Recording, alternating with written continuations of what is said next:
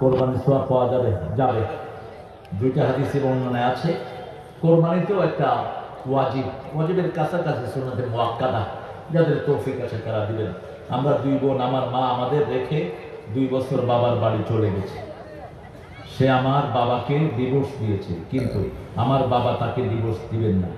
Divorce paper বাইরের কারোর স্বাক্ষর নেই, শুধু তার পরিবার থেকে তার মা, বড় ভাই এবং মেজো ভাই স্বাক্ষর করেছেন, কিন্তু আমার বাবা সেই পেপারে স্বাক্ষর করে নাই। তাহলে কি ডিভোর্স হয়েছে না হয়নি? আপনি যদি একটু করে বলতেন, আপনারা কি মনে করে?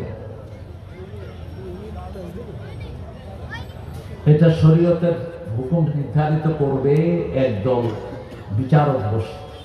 কি কারণে মেয়ে ডিভোর্স চাচ্ছে? যদি সে নপুংস হয়, যদি সে স্ত্রীকে মারে, স্ত্রী তালাক নিতে পারে, যেটাকে খোলা বলা হয়। কি বলা হয়? খোলা। খোলা 4 মাস। তারাব্বাসু আরবাআতা আশহুর, সূরা বাকারা 226 নাম্বার।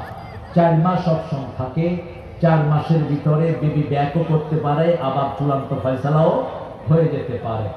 তো এটা দেখতে হবে কি অবস্থায় তাদের দুজনে আছে। এগুলো আন্দাজে মাস্তা দেওয়া মুশকিল।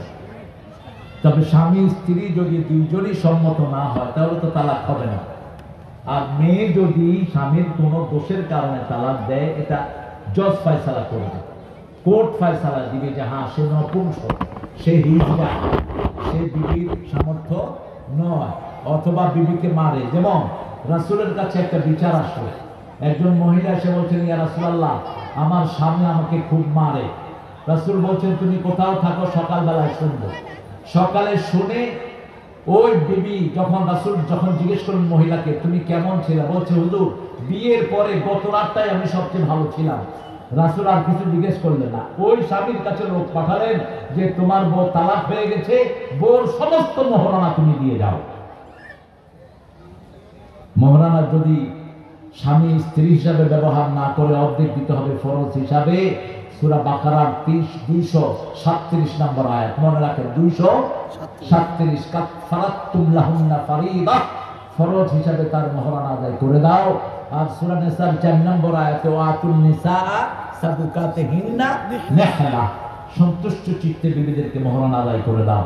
আমার প্রিয় ভাইরা, মা সারার কথা উঠালাম এই জন্য, তিনি নিজে ফাহিশা থেকে বাঁচতেন। কোন মেয়ে যদি ফাহিশা থেকে বাঁচতে চায়, তাকে সাহায্য করেন কে? কে সাহায্য করেন? যখন মিশরের প্রেসিডেন্ট তার দিকে হাত বাড়ালো, ইব্রাহিম আলাইহিস সালামকে জিজ্ঞেস করলেন তিনি কে? বলছে আমার বোন। আমার কি? বোন। আসলে কি? বউ।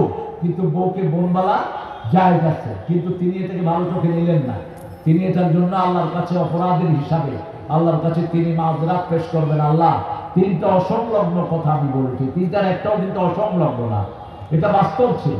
কিন্তু নবীদের জন্য নবী নিজে ধারণা করতেন এটা ঠিক হয় না।